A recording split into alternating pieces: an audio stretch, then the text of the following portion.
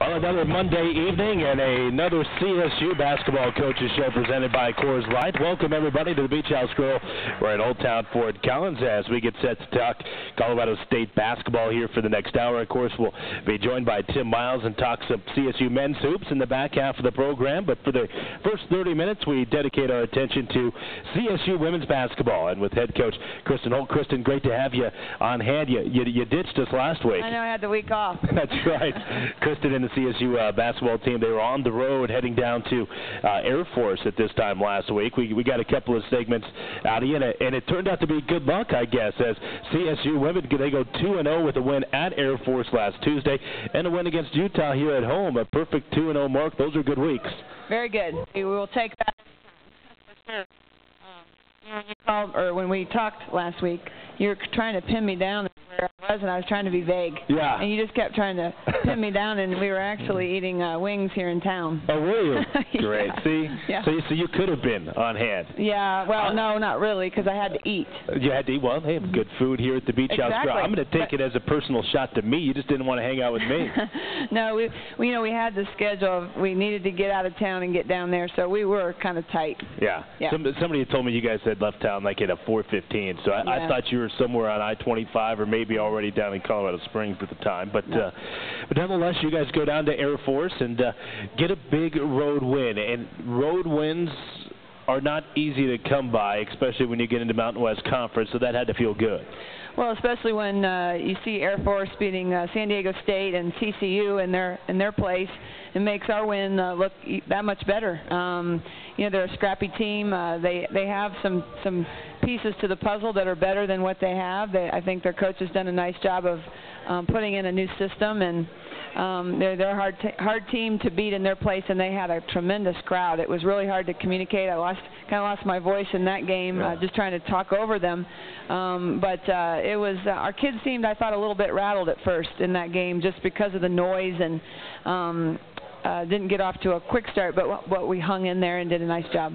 Yeah, this is 2,500, 2,600 fans. They had a packed the house night, and they do it against you guys. I know. Thank you very much. I know. I think it's their biggest crowd, I guess, since they became Division I. Yeah, I mean, let's be honest, they don't draw very well. No. I mean, they're right around 400 fans a game, and Clune Arena's not that big, so when you do get a lot of fans in there as they did, it makes a big difference, doesn't it? Yeah, it does. It's kind of a loud gym with no one in there, because I don't know if it's the vents or what's going on. It's just loud anyways. Then you put fans in there, it makes it tough. 64-58, the final score on Tuesday night as the Rams get the win there. And, I was looking over some of the numbers, and you guys, speaking of it, Colorado State did not hit a field goal in the final 8 minutes, yet you still win a close game down the stretch. How do you do that?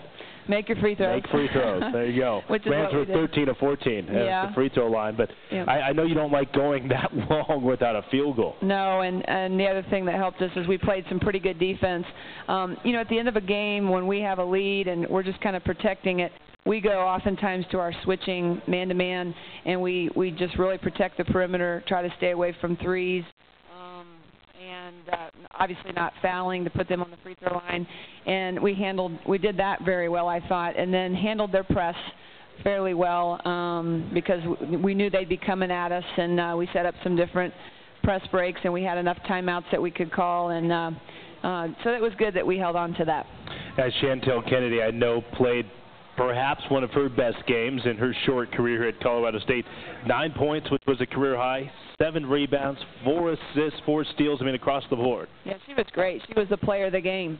She made it happen for us. The energizer that she is, she showed up and just did a lot of the dirty work and scored. That's, I think, the fact that she took the ball to the basket, and I think she's gaining in confidence going to the basket off the dribble. And certainly she and Mix create some things out front for us, and when they can get out in the 2-on-1, 3-on-2, sometimes it's a little bit of an adventure, but we are getting better at it. Chantel has been a great defensive player for you. As you mentioned, she's a kid who is all over the court doing some of the little things. When you recruited her, did you see her turning into the type of player she's become, or did you see her maybe as more of a scorer that just hadn't panned out in that way? Well, I knew she wasn't much of a perimeter scorer, but I knew she could create things defensively, and and get to the basket. And when I saw her play in Vegas, that's where I saw her play in a tournament. She couldn't miss, and she just took everything to the hole and made things happen. And I think she's getting more and more confidence, and she's just doing some really good things for us. Yeah, you have to have players like that on your team, though, don't you? Oh, yeah. And, she's really good at her role, but I think she's done a better job this year of embracing it, where I think before, and I've never told her to not shoot. I don't tell any of my players to not shoot, but I will indicate shots that I think are better for them to take. And so I think she's embraced that a lot more than she maybe used to, and she's just making a difference, and then we tell her that all the time so that it will keep her motivated. Again, the Rams had no field goals in the final 8 minutes, but they go 13 of 14. Down the stretch, they play outstanding defense, and they're able to hold off Air Force 64-58. With the win, the Rams went to 10-9 on the season, and they up their mark to 3-3 in conference play, and it set up a big matchup with the Utah Utes here this past Saturday. We'll talk about that and a lot more as we continue along here tonight on the Coors Light CSU Basketball Coaches Show on the Colorado State Sports Network. All right, moving right along here on a Monday night here for the Beach House Grill, Old Town, Fort Collins, as we talk CSU hoops here in the Coors Light CSU Basketball Coaches Show. Poudre Valley Health System is proud to be the exclusive healthcare sponsor of Ram Athletics, and they're proud to state that when you need medical care, they're here for you. For more information, visit pvhs.org. Brian Roth with you, along with Coach Kristen Holt, as the Rams got the win against Air Force down at Clune Arena on Tuesday night. Set up a big Mountain West Conference matchup on Saturday at home against Utah. And CSU comes that way with the victory 53-48. And I did not realize it was your first regular season win over Utah since 2003. Yeah, long time. Wow. Yeah. Always good to beat the Utes. Yep. A nice parting gift there last time in Fort Collins. Yep. Thank you very much. Yep. Utah, and of course Elaine Elliott's not there. She's taken a year off, so they have a new head coach. But your ball club, I know, didn't come out of the gates playing very well on Saturday. Not at all. The worst part of our game was the offensive end. We were just very hesitant. I can't really explain it. I told them at halftime, there's nothing wrong with our schemes or what we do offensively. It's who's doing it and the way you're doing it. And it's their mentality. And I mean, I just, kind of got on them at halftime, and then seriously, we didn't change anything. It was just the way that they came out in the second half. We were just more aggressive. We took the ball to the basket. We looked to score. And obviously, we can't continue to do that because we just can't dig ourselves in 11-point holes against good teams, and Utah is a good team, so we were fortunate to come out and do what we did. Colorado State trailed 25-14 at halftime, just 14 points through the first 20 minutes, and you mentioned, well, you didn't change much, but the kids changed the way that they played. Does it just kind of make you scratch your head sometimes as a coach to see two completely different halves in a single game? Yeah, well, I'll tell you, we had not practiced well this week up to the Utah game. I mean, we were playing like we practiced, and I kept thinking, well, it's game day, maybe we won't do that, and we did. And then it just kind of went right down the line. Kim wasn't aggressive. Sam wasn't really looking to shoot. And if those two aren't doing it, then it makes it really tough for the rest of our team. Now, I thought the only aggressive one was Sarah, and that's you're not going to put your offensive scoring on her. But she did she scored, I think, half our points in the first half. She was just aggressive going to the basket. So the second half, we did really good things defensively, and Nix and Chantel got us going a little bit, got some fast break points. Kim started posting up. I think she had 7 points in a row just by posting up and taking the ball to the basket. And then we just got that lead, and then once we got that lead, you could just see our energy, our focus, and everything we were just locked in, and we weren't going to let that thing go.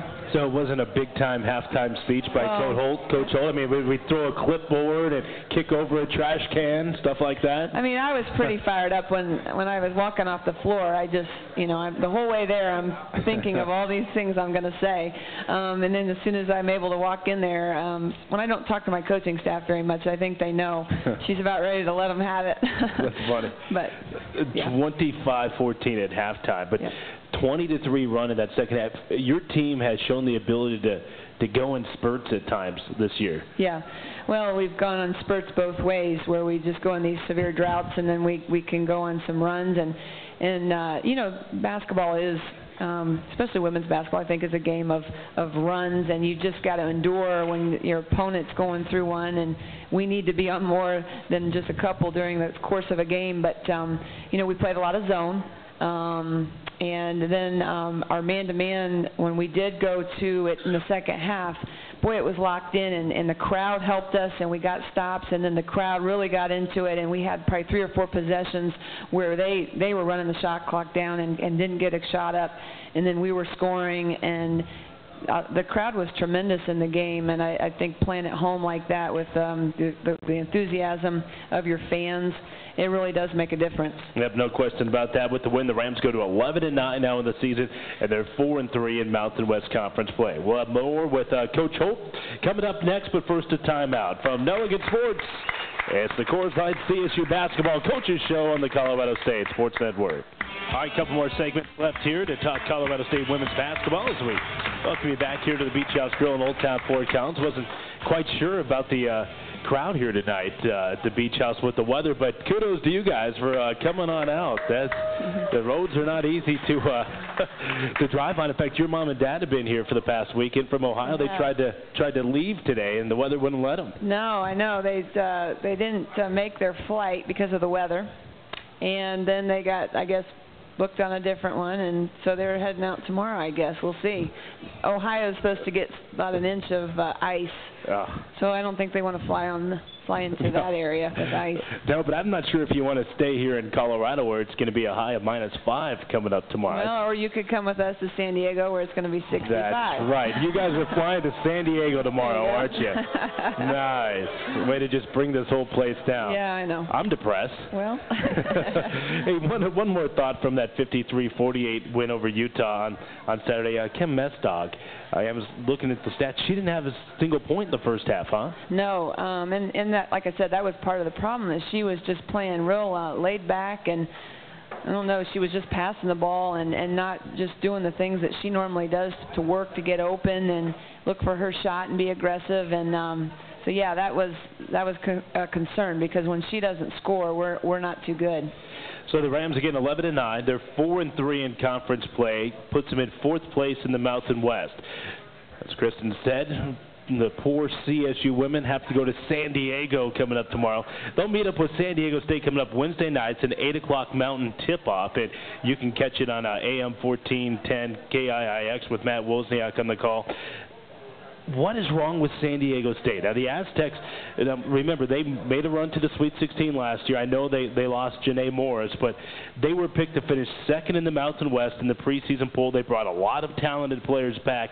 Kristen, they sit at 8-11. They're 2-5 in conference play. What have you seen that has led to their demise so far? Well, they're the best 8-11 team that I've seen. They're a good team, and a lot of their games, if you look at their scores, they've lost quite a few games by 2 and 3 points.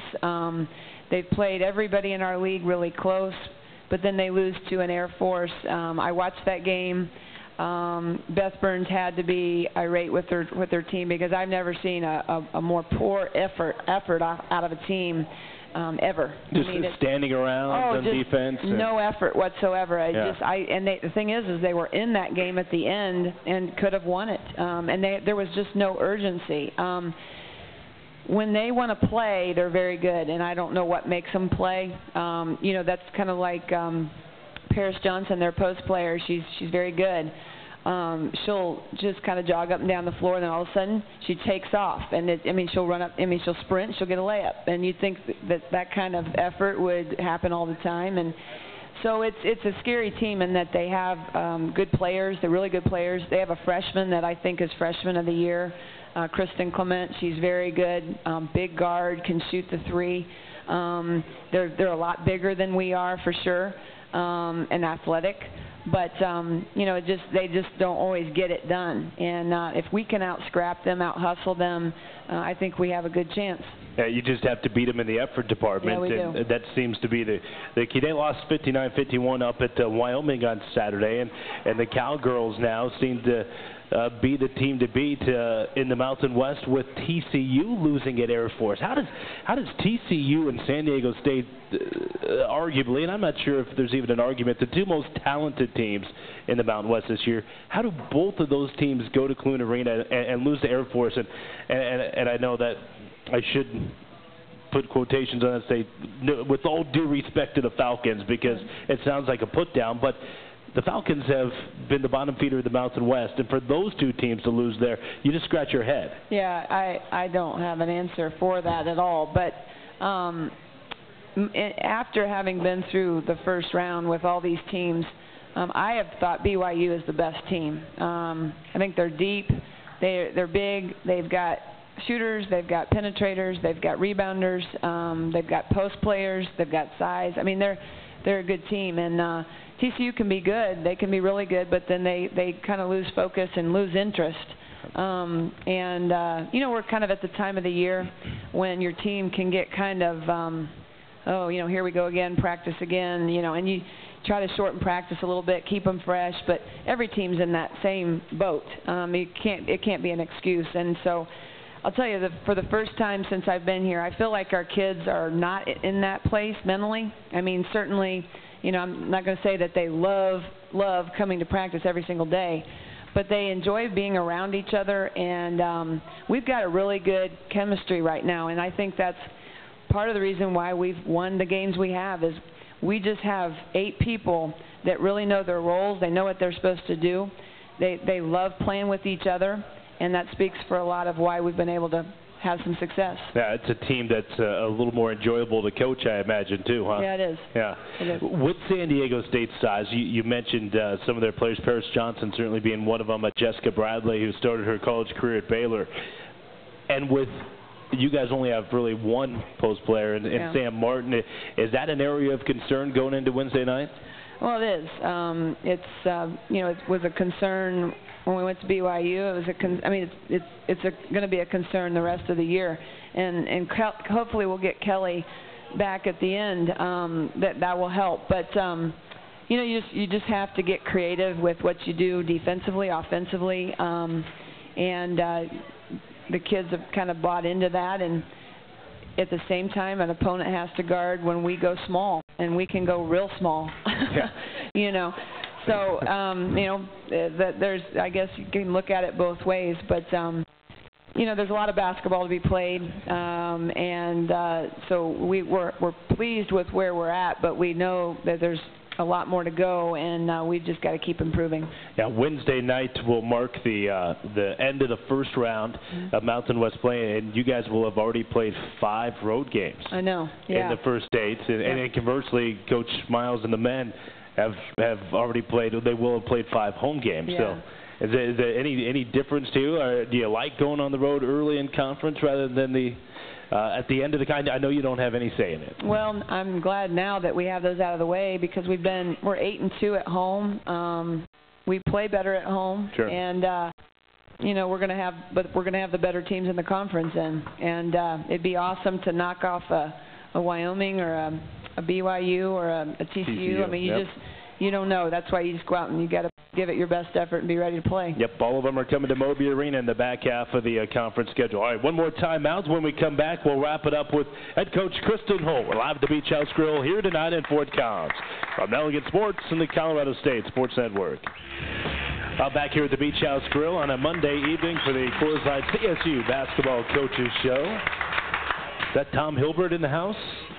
Indeed, CSU volleyball coach Tom Hilbert in the house, coming out to support some CSU Rams basketball. I know nice of him. Yeah, Tom hosts his happy hour over here at the Beach House Grill for the CSU volleyball team during the fall. Well, Kristen, we talked about the San Diego State game on Wednesday. Then you come home and start the second half of conference play, and you open it with Wyoming at Moby Arena. Wyoming put it on you pretty good up there in Laramie. They beat you by 40. Are your kids, and I know it's a one game at a time type of mentality, but are your kids looking forward to getting another crack at the Cowgirls? Well, I think they know, and we know that we're not 40 points worse than Wyoming. It was just one of those games, and so, yeah, we're looking forward to the opportunity to get them at our place. Do they have the two of the best players in the conference? We're talking about the Player of the Year honors, and you're getting to the time of season where you can start debating that. Hillary Carlson and Aubrey Vanderveer. I mean, those two players each have a shot at it, do they not?